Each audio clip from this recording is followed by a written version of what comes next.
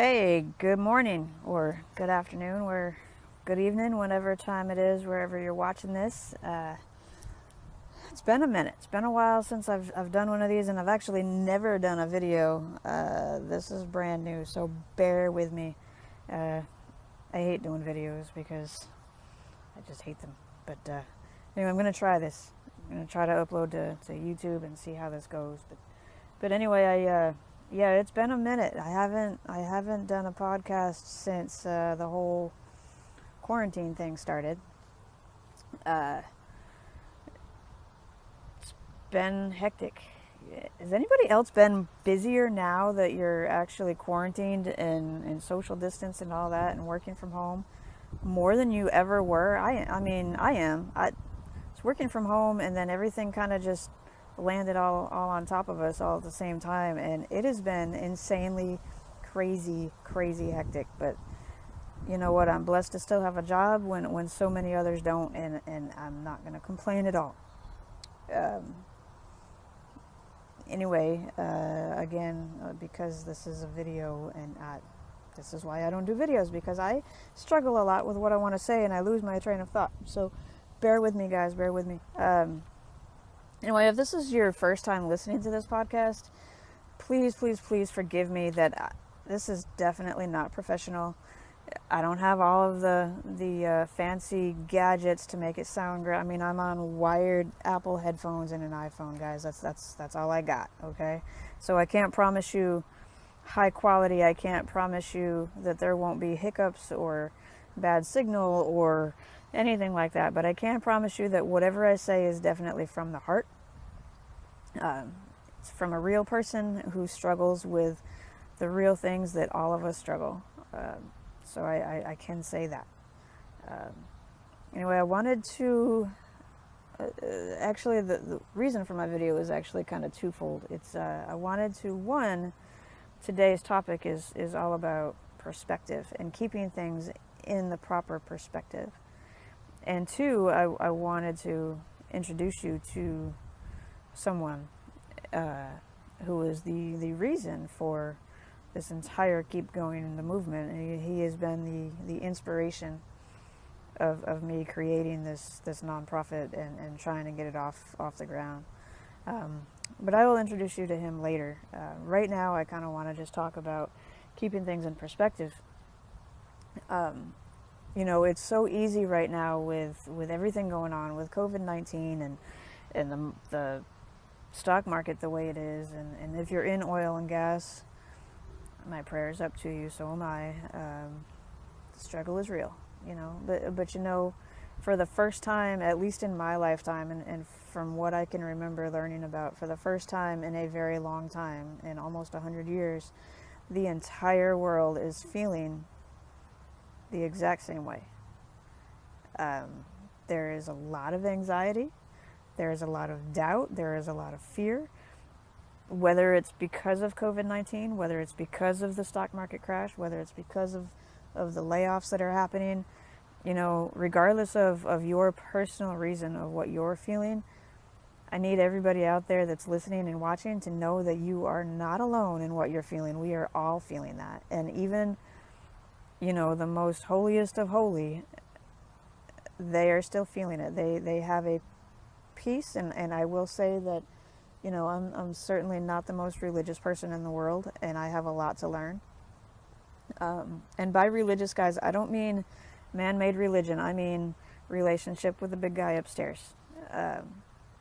You know, I've struggled with religion for a long time, and that's because any kind of religion is man-made, and anytime there's humans involved, there is a very big potential for personal prejudices and other things to come into it and just kind of gobble it all up. So but when I say religion or spirituality, I'm talking about the relationship that I have personally with God, and that's what I'm urging all of you to develop. Since I have, my life has definitely changed, for the better. And I'm not going to say we don't still struggle, and I don't still, you know, fight demons. I do, but going back to what I was saying before, there's a peace that I have inside, that I know that no matter what happens, no matter this COVID-19 thing, if I get laid off, if my job closes their doors, I have this peace that no matter what happens, I'm going to be okay. Because ultimately I know God has his eye on me, and I know that God has a better plan for me than I could ever plan for myself. So I've just kind of given up the control. I'm along for the ride, and you know what? Where God wants to take me, he'll take me. And where he wants to put me, where he needs me to make a difference in the world, he's going to put me.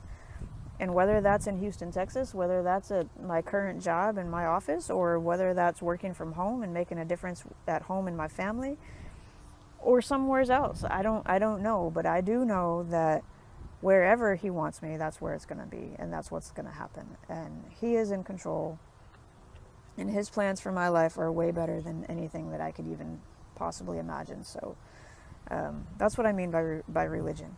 But again, see, this is again why I don't do videos, because I just ramble on and I get off subject. But perspective, and keeping things in perspective. So it's so easy right now to get distracted by the negativity and distracted by all of the fear that we're surrounded by. And we turn on the TV. That's all you got to do is turn on the TV, and you can become absolutely terrified of what's going to happen. The news isn't good. There's a shimmer of light here and there, and the number of cases of COVID-19, it seems to increase day by day. It doesn't seem to be getting any better. The number of deaths that have occurred because of it, it's a scary time. It's very scary, and I'm not trying to, by making this video, I'm definitely not trying to take anything away from the seriousness of this situation. It's dire and it's scary, and I am 100% admitting that we are living in very scary times. But what I'm trying to get across to you is that we need to absolutely keep our perspective in things, and we need to not focus on the negative and everything that may go wrong or has gone wrong or could go wrong tomorrow. We need to focus on what we have today. And today, right now, me personally, I do still have a job. Today. I don't know about tomorrow. I don't know if I'm going to be here tomorrow. I can't worry about tomorrow because it hasn't happened yet. But I know right this second, I still have a job. I have a family that loves and supports me. I have friends that I can pick up the phone and I can call. I may not be able to go see them right now, but I can pick up the phone and I can go call them. I can text them. I have food on my table. I have coffee in my cup that's right next to me. Right this second, life is okay. And I think if we can just kind of slow down and not get ahead of ourselves and not focus on the news and not focus on the what ifs, then we can definitely find some inner peace and find rest, which what we all need. But again, it's about perspective, and it's so easy. There was a not really an argument, a situation that happened at home the other day, and I kind of laughed. My roommate, we were watching a movie, and it was, we're so used to turning on Netflix and scrolling through the movies and finding one, and we don't have to deal with advertisements, and all of a sudden during this movie an advertisement came on, and he was just blown away, like, what the hell is this? Is this on normal TV? Why are we watching normal TV? Why would we be watching the cable that we pay for? But no, it wasn't on normal TV. It wasn't on cable. It was on that IMBD TV or whatever it's called. I don't know. It's an app that they just found. I don't know. It's probably been there for years. I don't know. I never turned that TV on. I don't know. But anyway, it was on that. And on that app, on the television, there are advertisements. And they may, they're short. They may last 30 seconds, but it ruined the movie for this guy. It completely ruined the movie, and he got up and he was frustrated, and he goes, I can't stand advertisements. And he walked away, and I kind of laughed, and I even said, oh, first world problems. But it just, it's a silly example, but some of us get so caught up in our own little inconveniences that we forget to look at the big picture, and we forget to look at all of the good things. Maybe we should just be happy that we have a damn TV to watch these movies on. Maybe we should be happy that we can afford the electricity bill that allows that TV to still be on and we can actually still watch this movie. But in the moment, in the day-to-day lives that we live, it's so easy to get caught up and get distracted by the little inconveniences. And I'm just urging everybody to keep things in perspective. There are people out there that one, are in the hospital, one, have just lost or two, have just lost a family member to this disease, or to any other disease, and three, there's people out there that can't afford that electric bill. They just got laid off and they don't know how they're going to keep their electric bill on. Say nothing about paying for Netflix or paying for some app to watch a movie. That's the least of their worries, and we're here complaining about an advertisement that we have to sit through for 30 seconds, And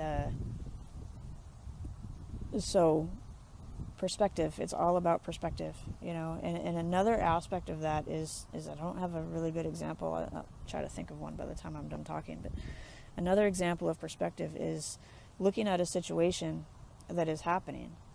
Let's take COVID-19 as an example. That's a good one. So let's look at COVID-19, and you can look at that and it's terrible. And again, I'm not taking anything away from the severity of this situation. It is terrible. It's absolutely terrible what people are going through. And we can look at it from one perspective and see death and destruction and the mass hysteria that it's causing, and we can see, the economic collapse that it's causing. And we can get terrified, and we can question who's in control, and we can question why, and we can question our entire belief system. Or we can look at it from a different point of view, and we can look at it from God's eyes, and He's way up here, and He's looking, and He's watching. He's watching not only what's happening, He's watching our reaction to it. He's watching who's going to step up, who's going to spread good news instead of spreading fear. He's watching who's going to draw closer to Him instead of getting mad and pushing Him away. He's watching. It's really windy here, guys. I'm sorry if that's messing with the audio. I didn't realize it was going to be windy when I came out here. I had a great plan, but I didn't take the wind into consideration. But anyway, from God's perspective, He's watching it from a different point of view, and He's trying to see where His kids are, and what are His kids going to do, and what are they going to say? What are the words that they're going to use during this? Are they going to use words that are going to uplift each other? Are they going to encourage each other? Or are they going to sit there and point out flaws? Or are they going to panic? Or are they going to act out of fear? Somebody said we can't control what happens, but we can certainly control how we react to it. So I'm going to urge all of you guys today to control how you react to this COVID-19 situation. Definitely follow the CDC's recommendations. Wear masks. I'm not wearing one right now, but I am completely by myself. Wear masks, do the 6 feet social distancing, tend to a group, do all of that, follow all of the guidelines to stay smart. But at the same time, let's not spread fear. Let's spread hope. Let's spread positive news. Let's find something that happened during your day that just put a smile on your face, and just share it. Just share it. Let's stop spreading the negative news. Right now, you turn on Facebook and that's all you see. You turn on Instagram and that's all you see. And I think we're all tired of it. I think we're all, it's situational depression. And that's spread very easily by simply opening our mouths and repeating the negativity that we just heard 5 minutes ago. Let's stop it. Let's have that negativity, even if it comes into us. That's fantastic. That's great. But we're strong enough to know how to deal with it and how to stop it. So let's let it. if we have to listen to it, if we have to let it come to us, if we have to hear it, let's stop it right there. Let's stop the chain right there, and don't let it pass us. Don't let it come through our mouths, and don't let it spread through us. The only thing that should spread through us is, 1, God's word; 2, positivity; 3, uplifting, encouraging words to each other. Anyway, I feel like I'm rambling because I really didn't plan this video out. But anyway, so perspective. I'm going to now introduce you to somebody who is the reason this whole Keep Going the movement thing got started. Is absolutely the inspiration behind it. Definitely opened my eyes and completely changed how I view the world, and definitely changed my perspective on things. I used to worked with him for years. I don't remember how many years. A while. And, you know, my line of work, we don't see each other on a day-to-day basis, but we work remotely, usually anyway. We travel. At that time, I traveled a lot to different parts of the country. And it just so happened that we were up in Wyoming at the same time together. And got to know each other there. And then just through, you know, the common thread of employment, we got to become friends. And again, we didn't see each other a lot, but we did get to become pretty close and pretty good friends. And we talked a lot, and he would text and check on me all the time. And, you know, he was just a really good guy. And I don't have that kind of connection with a lot of people. So when I do, I try to harvest it as much as possible. But anyway,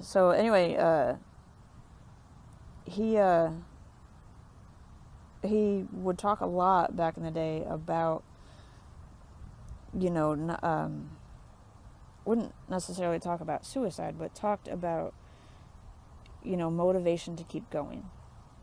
And where do you find the motivation that when you just don't want to keep going, where do you find the motivation to do it? How do you dig down deep and make yourself and encourage yourself when nobody else around you is encouraging you? Or how do you silence the voices in your head that don't allow you to hear the voices from your friends and family that are encouraging you? How do you dig down deep and fight the demons that are inside of you to silence them, so you can hear God's word, or so you can hear the voices of your parents or your friends or your brothers and sisters? How do you silence that? And he mentioned that a couple of times to me, and I never really caught on to it. But now looking back, I see that, and looking back, that right there has been the inspiration behind this movement. So I'm gonna walk over here. I'm gonna introduce you real quick. You have to forgive me if my camera is a little bit weird, but anyway, Kevin Snyder is the reason that this entire movement has started, and that is him. And that is where he is for the rest of eternity.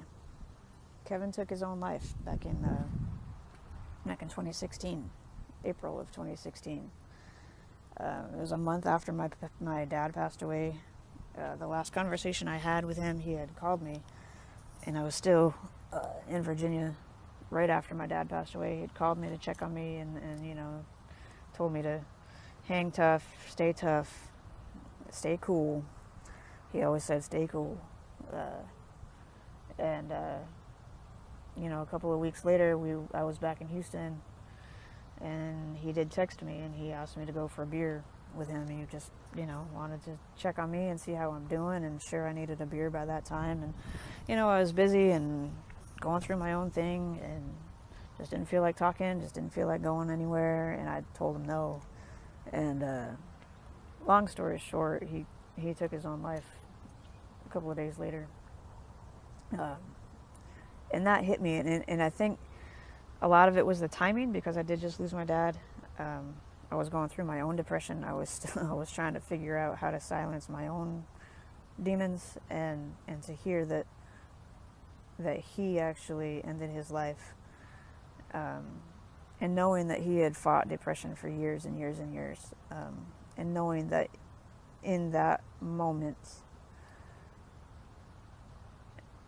the devil won. That crushed me. It killed me.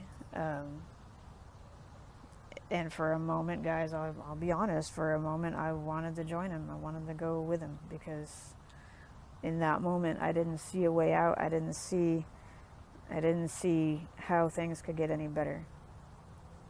You know, in that moment I agreed that this world is a messed up place, and I just didn't want to be in it anymore. I didn't want to deal with it anymore.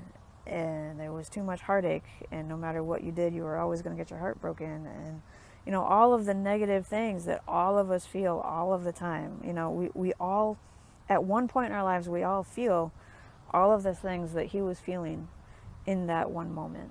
And you know, he had fought depression for so long, he had fought the demons for so long, and he had been able to push them away. You know, if talking to the guy, you'd never know he was depressed. He always had a smile on his face. He was always trying to take care of everybody else, all of his friends. He was always trying to take care of me. And you would never know anything was wrong. But that one moment, he was alone, and his thoughts got to him, and he was weak.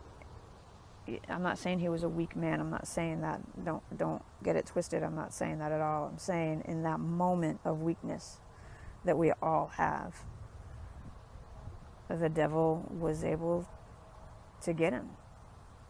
And he got him. And the devil won.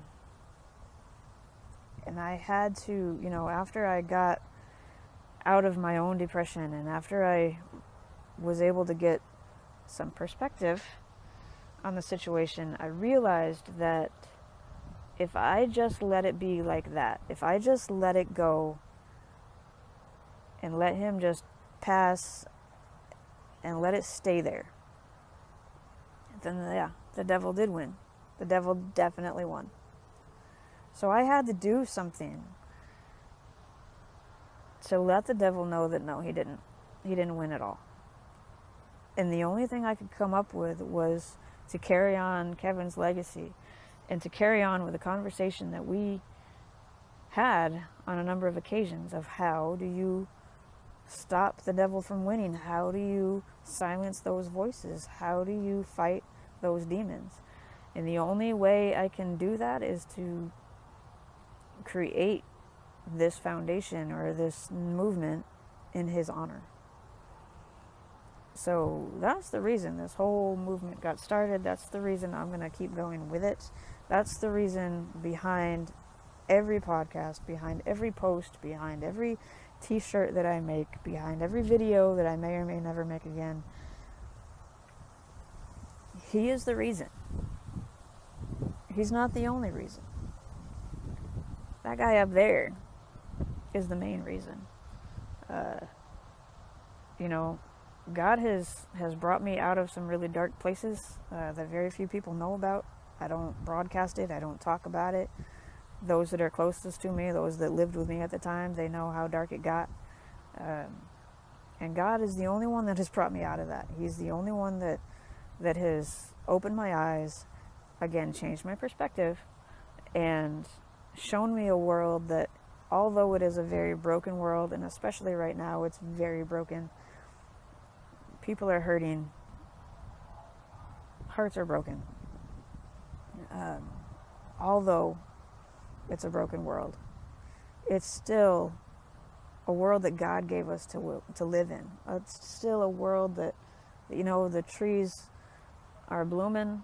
Today's the sky is kind of gray. It's going to rain here in Houston today, but that's okay. It's still fresh air. We're still breathing it. We're still walking around. And as long as there is breath in our lungs, we can still make this world a better place for somebody, even if it's just one person. So even if only one person watches this video and it helps them, then my job here is done. I'm not going to stop there. I'm going to keep trying to reach other people. But, you know, I couldn't live with myself if I didn't do something to fight the devil that took Kevin out. And not just Kevin, but guys, this entire wall,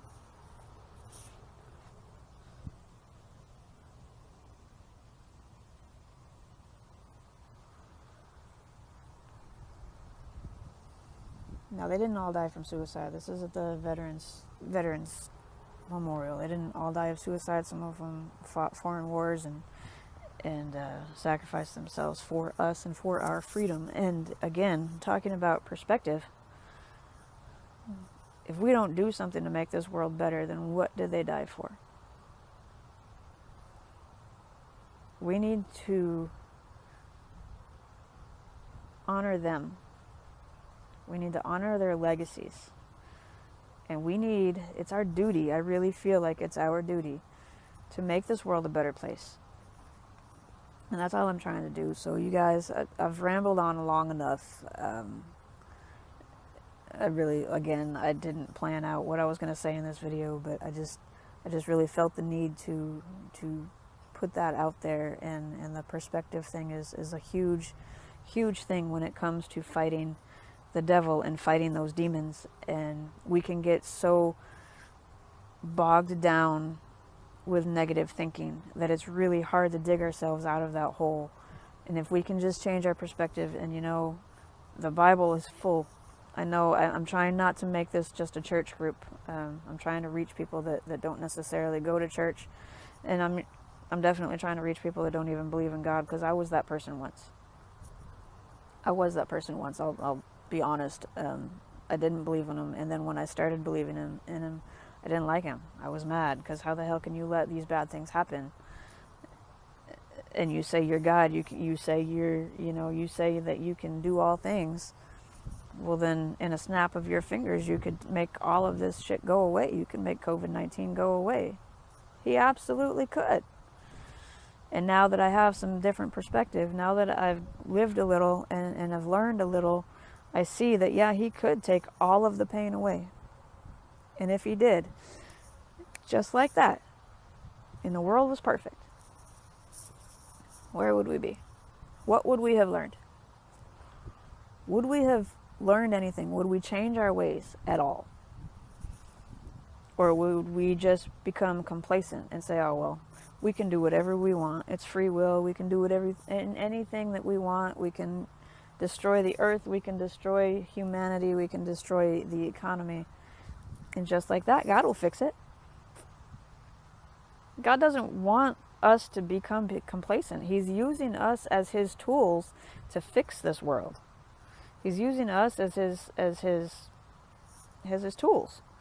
We are the hands and feet of Jesus. And if there wasn't pain in this world, there would be no need for Jesus.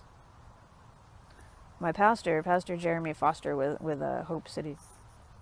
Guys, check him out. He is hilarious. He is awesome. He is anointed with the word of God that every time I watch him, I am amazed. He's got a little bit of ADD and he's a little bit crazy, but he's fun to watch. So check him out. Jeremy Foster, Hope City. But anyway, my pastor says that God is never going to give you a life where he is unnecessary. And those words have resonated with me so deep in the past few weeks that, that's absolutely right. That God is going to make himself necessary. And unless we start paying attention now, he's going to get our attention somehow. And if COVID-19 didn't get your attention, and the stock market crash didn't get your attention, and all the stores closing and the restaurants closing and everybody getting laid off, if that didn't get your attention, what the hell is it going to take? Pay attention, guys. Pay attention. Change your perspective. Get a Bible. Get into the Bible. There's a free app that you don't even have to pay for. It's free. It's just Bible. Just look it up in your app store. The answers are in there. I'm not going to get all preachy. I'm really not. But the answers are in there. And every time I open that book and I have a question about anything, and especially on that app, you can just, I typed in the word perspective today and probably 19 verses about it came up. You can search for any subject and these verses will come up, and it actually answers your question. It's pretty cool, and that's coming from a skeptic. So if I can believe and if I can see the value in it, there's definitely value. It's proven on me. So but anyway, we're going on 30 minutes. I'm going to shut up. I'm going to get off of here. But guys, thank you for listening to me ramble on and on. I apologize. There was no organization in this whatsoever. Thank you for watching. Thank you for listening. And thank you for understanding my reason behind this movement. Thank you for supporting me. And I will talk to y'all next time. Keep going.